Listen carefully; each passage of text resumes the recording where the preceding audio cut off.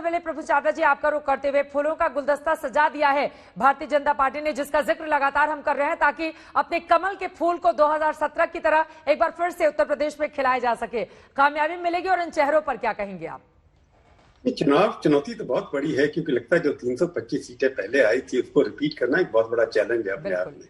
जैसे पहले किसी ने कहा कि ये चुनाव पहली बार जो है योगी जी के नेतृत्व में डायरेक्ट लड़ा जाएगा, इसलिए योगी जी की भी उसके में प्रेस्टीज इन्वॉल्व है, इसलिए वो इस तरीके से काम किया, उन्होंने बैलेंस बनाया कि हर छोटे छोटे व्यक्तियों को जिनको कभी भी रिप्रेजेंटेशन सपना भी नहीं दे सकता कि वो मंत्री बन सकते हैं, उनको मंत्री बनाया गया है। मैसेज ये दिया जा रहा है कि छोटा से छोटा कार्यकर्ता बीजेपी के अंदर मंत्री बन सकता है। ऊपर जो जितने भी लोग हैं, आप देखते हैं कि भारतीय जनता पार्टी के अंदर उत्तर प्रदेश के अंदर कोई बड़ा ब्राह्मण नेता अभी तक नहीं है, कोई बड़ा क्षेत्र कह सकते हैं शेड्यूल कास्ट का नेता भी उनके पास नहीं है, कोई बड़ा जाट नेता भी उनके पास नहीं है, कोई गुर्जर नेता भी उनके पास नहीं है। तो एक ही सिर्फ ठाकुर हैं या ब्राह्मण पहले होते थे कभी किसी जमाने के अंदर, वहां पर बैकवर्डनेस शुरू हुई थी जब कल्याण सिंह बड़े नेता बने थे।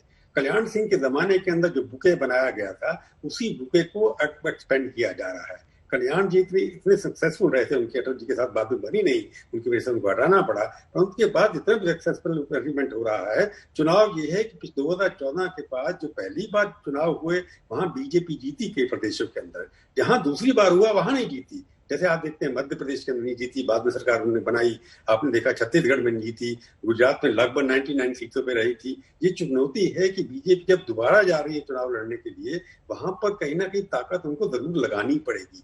योगी जी अपने आप में बड़े कद्दावर नेता हैं, अगर आप ओपिनियन इंडिया के देख लें तो बीजेपी के अंदर दूसरे नंबर पर सबसे पॉपुलर नेता जो है वो योगी जी रहे हैं। उनकी पॉपुलैरिटी मोदी जी के बाद आने के राहुल गांधी के नीचे है, परंतु कभी भी बीजेपी का इतना नेता जो है इतना पॉपुलर देश भर में नहीं हुआ।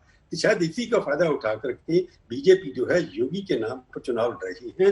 बेसिक नेचर यही है कि वो हिंदुत्व के नाम पर चुनाव लड़ रही है। बाकी जातियां जो हैं जब वोट करती हैं, अगर आप देखिए कल्याण सिंह के जमाने से वो हिंदू के नाम से ज्यादा वोट करती हैं, हिंदुत्व के नाम पर ज्यादा वोट करती हैं। जो कल्याण सिंह ने के दिखाया था वो अब योगी जो है बड़ी जाति के हैं, परंतु सब जातियों को ले जाकर के वोट इकट्ठा करने की कोशिश हो रही है।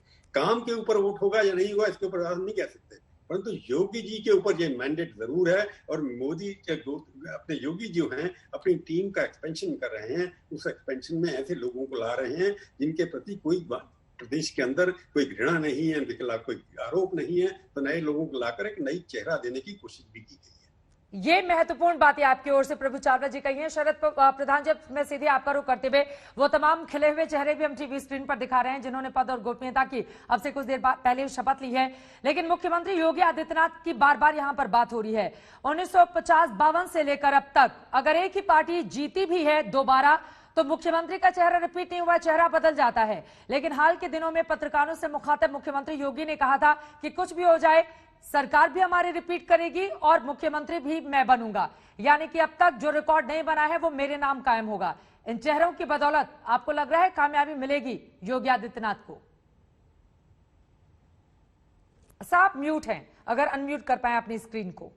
सॉरी जी। वो देखिए, जहां तक उसका सवाल है, जो कामयाबी इन चेहरों से उतनी नहीं मिलेगी जितने की उम्मीद है कि योगी आदित्यनाथ के चेहरे से और घूम फिर के नरेंद्र मोदी के चेहरे पे मिलेगी। इन लोगों से तो अब क्योंकि वक्त बहुत कम है, इन लोग कितना कंट्रीब्यूट कर पाएंगे ये तो समय बताएगा, लेकिन एक मैसेजिंग जरूर जाएगी चलते वक्त कि हाँ ये हमने इन लोगों को इंक्लूड किया है। मुझे एक चीज जो है इस पे ये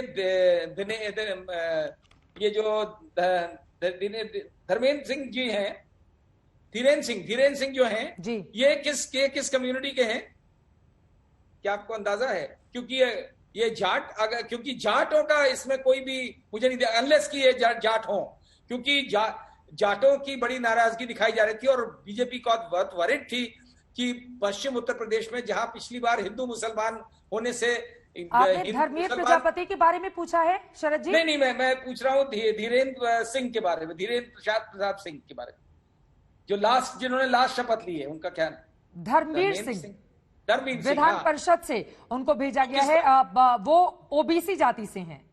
अच्छा, तो इसका मतलब जाट नहीं है।